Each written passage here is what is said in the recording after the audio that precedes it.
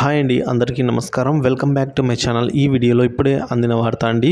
CS Neerabh కుమార్తో ఉద్యోగుల విషయంపై చంద్రబాబు కీలక మీటింగ్ అండి. సో నీరబ్ కుమార్ గారికి సిఎస్ గారికి అయితే సీఎం గారు కొన్ని దిశానిర్దేశాలు అయితే చేశారు. మరి అవేంటంటే వీడియో ఎక్కడైనా స్కిప్ చేయకుండా ఎవరు చూడండి. వీడియో దయచేసి ఒక లైక్ అయితే చేయండి.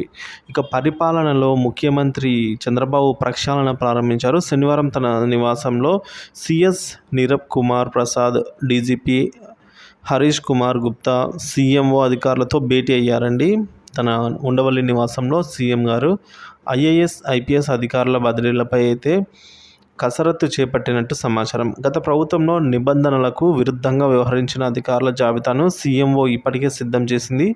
సమర్థులైన అధికారులకు నిబంధనల ప్రకారమే పనిచేసే వారికి కీలక పోస్టింగ్లు అయితే ఇస్తున్నట్టు సమాచారం.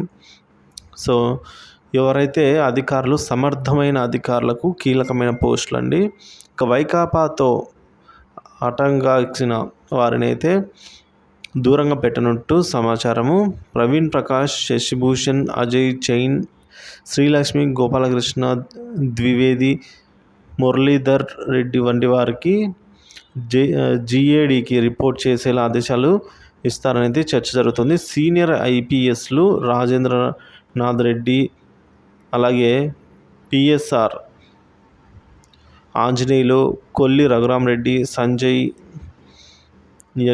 అండి, సునీల్ కుమార్ వంటి వారిపై అయితే బదిలీ వేటు పడే అవకాశం ఉన్నట్లు సమాచారం. జగన్ ప్రభుత్వంలో నిబంధనలకు విరుద్ధంగా వ్యవహరించిన అధికారులపై ఎలాంటి చర్యలు తీసుకోవాలనే ఆలోచన కూడా రాష్ట్ర ప్రభుత్వంలో ఉన్నట్టు తెలుస్తోంది. చంద్రబాబు చేసిన 5 సంతకాల అమలుపై అయితే ప్రణాళికతో వేగంగా పనిచేయాలని ఉన్నత అధికారులకు సీఎంఓ నుంచి ఆదేశాలు వెళ్ళాయి. నిర్ణయం వెలువడిన తర్వాత జాప్యం ఉండకూడదని అధికారులకు స్పష్టం చేశారు చంద్రబాబు. తిరుమల తిరుపతి దేవస్థానం ప్రక్షాళనతో పని మొదలుపెట్టిన చంద్రబాబు ధర్మారెడ్డిని తప్పించి ఈవోగా సీనియర్ ఐఏఎస్ అధికారి శ్యామలరావుకు అయితే పోస్టింగ్ ఇచ్చారు.